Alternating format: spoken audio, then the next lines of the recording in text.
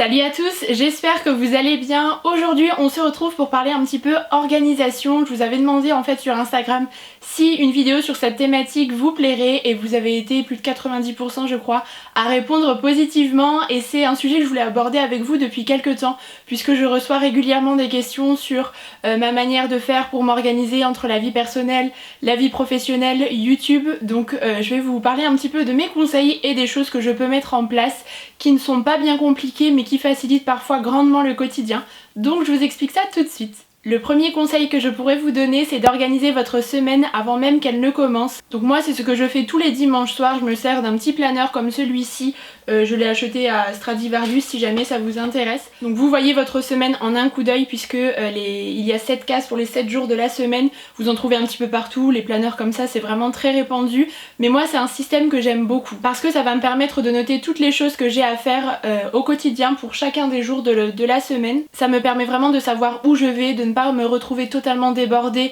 le week-end puisque je n'ai pas assez bien organisé ma semaine et j'ai repoussé à chaque fois les tâches au week-end. Et du coup j'essaye de répartir les tâches sur l'ensemble de la semaine en me fixant par contre des priorités quotidiennes et des priorités hebdomadaires. Donc je vais vraiment essayer de prioriser la tâche à effectuer selon son importance. Par exemple il y aura des choses urgentes à réaliser comme payer une facture, payer des impôts, et des choses que je souhaite faire mais qui sont bien moins importantes comme par exemple réaliser un album photo, des vacances, un album souvenir. Un autre outil qui m'est devenu également indispensable, c'est mon agenda. Donc que vous le choisissiez version papier comme moi ou version numérique, ça c'est vraiment selon les préférences et selon les goûts de chacun. Je trouve que c'est un outil qui est vraiment très pratique et très utile dans la vie du quotidien parce que ça permet de planifier les différentes tâches que l'on a à effectuer et de s'organiser au maximum. Donc moi j'y place tous les rendez-vous, que ce soit les rendez-vous pour la vie personnelle avec les rendez-vous médicaux, les rendez-vous administratifs, les rendez-vous professionnels, les réunions, les rendez-vous divers et variés qu'on peut avoir. J'y place également les différents événements, les appels téléphoniques que je peux avoir par rapport à ma chaîne YouTube. C'est un outil que j'aime beaucoup puisque moi j'y note vraiment tout. Je suis très attachée au format papier et c'est vrai que c'est vraiment un outil qui me sert beaucoup. Ça me permet en même temps d'avoir une trace si quelques mois plus tard je souhaite revenir, retrouver la date d'un rendez-vous, ce genre de choses. Il y a vraiment cette notion de permanence de l'écrit à laquelle je suis très attachée, donc c'est pour ça que je tiens aussi à avoir un agenda de cette version. Du coup ça me permet vraiment de mémoriser toutes les différentes tâches que j'ai à effectuer, d'y placer les horaires et je peux également me projeter un petit peu dans le temps puisque vous pouvez planifier des rendez-vous, des tâches à effectuer sur les mois suivants également. Celui-ci en plus est vraiment chouette puisqu'il y a une version semainier, donc vous pouvez voir votre semaine en un coup d'œil, et il y a également un calendrier mensuel, donc ça aussi c'est très pratique je trouve. Les calendriers mensuels vous pouvez tout à fait les imprimer sur internet, il y a tout un tas de versions, voilà, je trouve que ça aussi c'est bien d'en avoir un sous la main lorsque vous souhaitez voir les choses que vous avez de prévues pour le mois en cours. Et l'agenda moi je l'emmène partout avec moi, celui-ci a une taille assez convenable je trouve, donc je peux tout à fait le glisser dans mon sac à main. Pour la semaine j'ai un sac à main qui est quand même assez grand, donc pas de souci pour ça, je l'emmène avec moi, je peux noter de toute façon dès qu'il y a quelque chose à faire à l'intérieur et c'est vraiment indispensable. Ensuite je voulais vous parler de la règle des 2 minutes. Je ne sais pas si vous la connaissez mais c'est un principe qui consiste à faire immédiatement ce qui prend moins de 2 minutes pour éviter au maximum de procrastiner et de ne plus repousser au lendemain les tâches que l'on a à effectuer. Donc par exemple ranger la facture qui traîne sur la console dans l'entrée depuis des semaines et des semaines, vous la rangez directement dans le classeur ou dans la pochette attitrée. Ça peut être également d'envoyer un mail qui est assez important, de sortir la poubelle, toutes ces petites choses-là que l'on repousse au lendemain un petit peu par fainéantise parce qu'on n'a pas envie, parce qu'on est fatigué quand on rentre de sa journée de travail. Mais finalement ça prend que quelques secondes ou quelques minutes à réaliser et c'est quand même bien plus chouette de les faire au fur et à mesure. Donc débarrassez-vous au plus vite de cette tâche qui est vraiment très courte à accomplir et ça ira bien mieux. J'ai également toujours sous la main, que ça soit sur ma table de chevet, dans mon sac à main ou sur mon bureau, un petit carnet dans lequel je peux tout noter, dans lequel je vais faire des listes, que ça soit la liste des courses, les petites choses que l'on a à acheter qu'on ne pense pas forcément,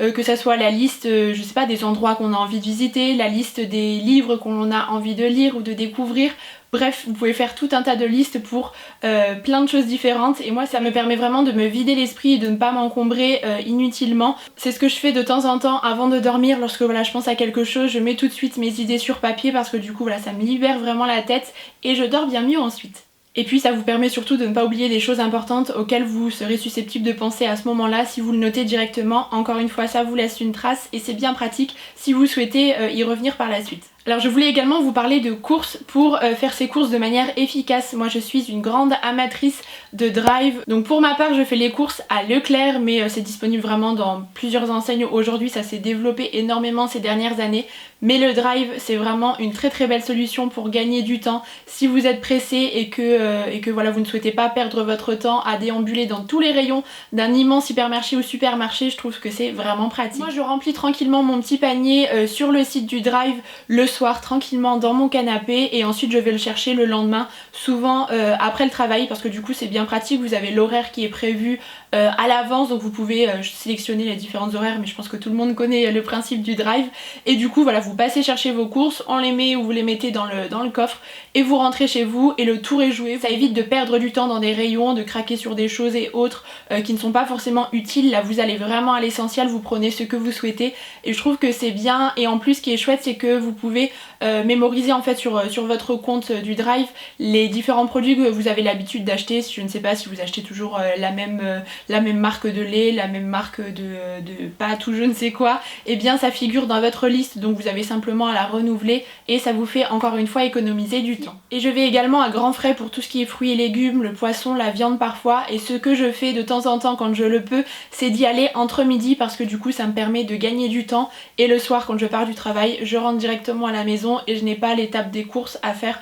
en fin de journée quand voilà, on n'a qu'une envie, c'est de rentrer chez soi. Là du coup c'est déjà fait et ça aussi je vous avoue que c'est plutôt bien. Et en même temps vous évitez la cohue et le monde, puisque c'est vrai qu'en fin de journée en règle générale il y a bien plus de personnes dans les magasins, donc c'est un bon point. Ensuite, un autre conseil que je pourrais vous donner, c'est quelque chose que j'applique depuis quelques temps et je vous avoue que j'ai vraiment vu la différence, c'est de vous octroyer et vous obliger entre guillemets à ranger votre chez vous 10 minutes par jour. Donc vous pouvez tout à fait vous lancer un timer, comme ça vous êtes sûr de ne pas dépasser et vous êtes sûr que ça vous prendra juste quelques minutes dans votre journée pour ne pas se laisser envahir par le désordre, puisque si jamais encore une fois ça, on revient à cette idée de procrastination, mais si vous repoussez au lendemain, au final vous allez vous retrouver au samedi matin et vous allez devoir faire 1 milliard de choses entre le repassage, les courses, le ménage, ranger la maison, enfin voilà, vous allez passer votre journée à faire ça et c'est bien dommage parce que vous ne profiterez pas au maximum de votre week-end, alors que si jamais vous échelonnez, vous répartissez un petit peu ces tâches ou ce rangement sur la semaine, et bien vous y verrez bien plus clair et ça passera beaucoup mieux. Je pense que nous sommes nombreux dans la même situation, quand on rentre le soir, qu'il est plus ou moins tard, on n'a pas forcément envie de passer 2 heures à tout ranger ou à faire des tâches ménagères, mais là c'est vrai que 10 minutes c'est vraiment rapide, donc vous pouvez ranger tous les petits objets qui traînent, la veste que l'on a mise il y a 2 jours et qui est toujours sur la chaise de la salle à manger par exemple, vous pouvez ranger je sais pas la paire de chaussures que vous avez mis dans la journée, les jouets de vos enfants qui traînent, bref peu importe tous ces petits trucs qui sont un petit peu partout, qui nous encombrent finalement. Et on dit souvent que le désordre qu'il y a autour de nous reflète un petit peu notre état d'esprit, donc si jamais tout est rangé progressivement, vous y verrez bien plus clair et je vous assure que vous vous sentirez mieux. Moi j'ai toujours une grande satisfaction lorsque j'ai fait du rangement, du tri, de l'organisation, que tout est bien clair, ça me permet vraiment d'être aussi plus clair dans ma tête et dans mon esprit. Tout à l'heure je vous parlais des courses, et bien je voulais également évoquer avec vous le sujet de la préparation des repas. C'est vrai que parfois ça peut être une contrainte, c'est quelque chose qui revient très très vite entre le midi et le soir. Si le midi voilà vous ne mangez pas sur votre lieu de travail ou je ne sais où, ça revient quand même très régulièrement. À la maison nous sommes 2, mon chéri et moi, et je ne cuisine jamais pour 2 en règle générale, je fais toujours un petit peu plus pour avoir des restes et du coup des repas pour le lendemain. Je conserve ça dans des petites boîtes tupperware en verre que j'achète d'ailleurs à Ikea si jamais ça peut vous intéresser, elles sont vraiment très bien, le rapport qualité-prix est top et du coup ça me permet soit d'emporter mon repas au travail, soit d'en avoir pour le lendemain soir et du coup de rentrer, de mettre les pieds sous la table. Ça c'est aussi vraiment sympa de temps en temps, mais voilà, essayez de prévoir sur une plus grande quantité, ça vous évitera de cuisiner sans arrêt ou alors de devoir acheter un repas à l'extérieur parce que vous n'avez pas eu le temps de cuisiner. Là au moins vous êtes sûr d'avoir toujours un repas pour le lendemain. Alors par contre je sais qu'il y a certaines personnes qui établissent tout leur menu pour la semaine à l'avance, moi ça n'est pas quelque chose qui me plaît, ça ne me parle pas vraiment en fait, parce que je préfère avoir un peu plus de spontanéité. Alors quand je fais mes cours j'ai toujours des petites idées de recettes, mais ça peut tout à fait être modifié dans la semaine. Je n'aime pas quand tout est vraiment trop figé, voilà, puis il y a des soirs où finalement on mange pas à la maison, que ça n'était pas prévu, enfin bref, j'aime bien laisser place aussi à l'imprévu, même si je suis quelqu'un d'assez organisé, j'aime l'imprévu et j'aime les choses qui changent au dernier moment, mais c'est tout à fait possible aussi. Je sais que voilà, si vous avez des enfants ça peut aussi être plutôt pratique de pouvoir prévoir à l'avance votre menu, vous pouvez tout à fait par exemple faire ça le dimanche dimanche, prévoir vos menus de chaque jour de la semaine, comme ça lorsque vous faites vos courses vous voyez aussi un petit peu plus où vous allez et ça peut être également une bonne astuce. Et enfin le dernier conseil très simple que je pourrais vous donner, c'est de préparer vos affaires la veille.